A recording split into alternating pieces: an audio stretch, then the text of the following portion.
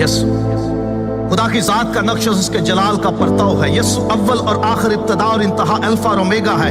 यसु कदीम और अयाम है, वो अजली और अब्दी है, वो जो था, जो है और जो आने वाला है। यसु कायनात बनाने वाला और संभालने वाला अजली कलमा है। जब कुछ ना था यसु तब भी था, जब कुछ ना रहेगा यसु तब भी रहेगा। यसु कायनात की सबसे बड़ी हकीकत है। दुनिया की तारीख यसु के गिर्द घूमती है। यसु आसमान, जमीन, नबियों, रसूलों, फरिश्तों समेत तमाम मखलूकात का खुदाए महमूद है। यसु वो है जो आदम से लेकर यौम अदालत तक हर एक ईमानदार और बरगुज़ीदा जिसका मुंतजिर है और रहेगा। अब्राहम भी उसके दिनों को देखने का मुंतजिर था, इससे पहले कि अब्राहम था। यसु है। यसु बादशाहों का बादशाह, खुदावंदों का खुदावंद है। यसु जलाल और हशमत, कुदरत, दौलत, हिकमत, ताकत, इज्जत, शुक्र, तमजीद, परस्तिश और हम्द के लायक खुदा है। दुनिया में कोई ऐसा तराजू नहीं जो यसु की कुदरत, इख्तियार और अजहद भारी जलाल को तोल सके। दुनिया में कोई ऐसा पैमाना नहीं जो यसु की मोहब्बत, रहम, करम और तर्ज की हदों को माप सके।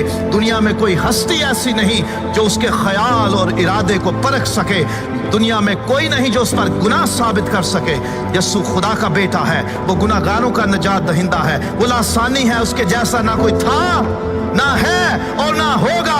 वो कमजोरों की ताकत, गरीब, यतीम और बेवा के हक का मुहाफिज है। यसु आजमाइश में फंसे हुओं का मुस्तैद मददगार है। वो तो आग की भट्टी में इलाहज़ादे की सूरत उतर जाता और बचा लेता है। वो बीमारों को शिफा देता, अंधों को आंखें देता, गूंगे बहरों को बोलने सुनने की ताकत देता, लंगड़ों को चलाता, मफलूजों को बहाल करता, बदरूहों को निकालता, कोरियों को पाक करता और मुर्दे जिंदा करता है। वो कहे तो पानी मैं बन जाता है, वो हुक्म दे तो समुंदर, तूफान, आंधियां थम जाते हैं। वो कहे तो दरख्त और पहाड़ जगह छोड़ दे। वो गुनाहगारों को माफ करता, वो कैदियों को आजाद करता, वो हिकमत का चश्मा, वो निजात का दरवाजा, वो जिंदगी की रोटी, वो जिंदगी का पानी, वो दुनिया का बदी नूर, वो राह, हक और जिंदगी है। कयामत और जिंदगी वो है। अच्छा चरवाहा वो है जो भेड़ों के लिए अपनी जान देता है। वो अजीब मुशीर, खुदा कादर, अब्दियत का बाप और सलामती का शहजादा है। उसके कहने बल्कि इरादा कर लेने से सब कुछ हो जाता है। उसका जुआ हल्का और मुलायम है, कोई उसका मुकाबला नहीं कर सकता।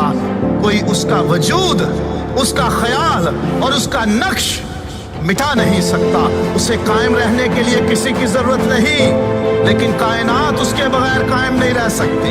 हेरोदिस उसे मार ना सका, फरीसी उसका मुकाबला न कर सके, पिलातुस उसमें जुर्म न पा सका, मौत और कब्र उस पर गालिब न रह सके। वो मर गया था, मौत और कब्र पर फतह पाकर जी उठा। उसने इब्लीस के सर को कुचला और उसके कामों को मिटाया। वही है जो सबको आखिरी दिन फिर जिंदा करेगा।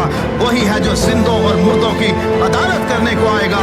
हर एक के काम के मुआफिक देने के लिए अजर उसके पास है। हर एक घुटना उसके आगे झुकेगा और हर एक जुबान इकरार करेगी कि यीशु मसीह खुदावंद है।